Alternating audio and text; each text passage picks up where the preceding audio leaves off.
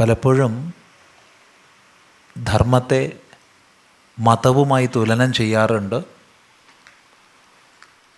ധർമ്മത്തെ മതമെന്ന് തെറ്റിദ്ധരിക്കാറുണ്ട്. മതവും ധർമ്മവും രണ്ടാണ്, ഒരിക്കലും ഒന്നല്ല, തീർത്തും ഭിന്നമാണ്.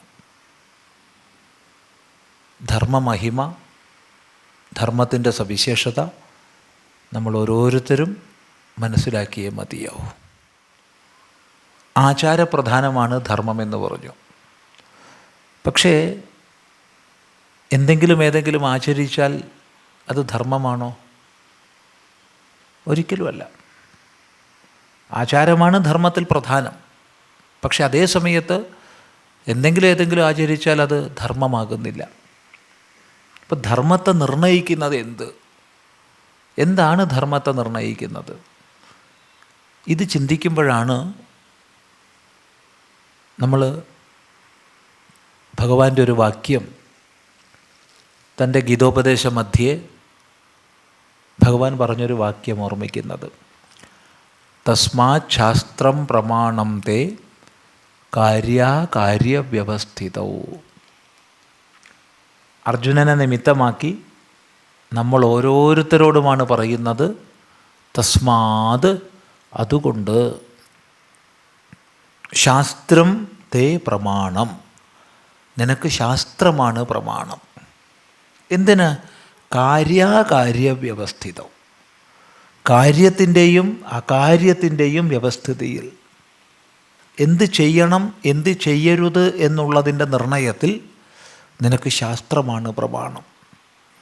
ഇത്ര പറഞ്ഞിട്ടും തൃപ്തി വരാതെ ഭഗവാൻ തുടർന്ന് പറഞ്ഞു, ജ്ഞാത്വാ ശാസ്ത്രവിധാനോക്തം കർമ്മ കർത്തുമിഹാർഹസി.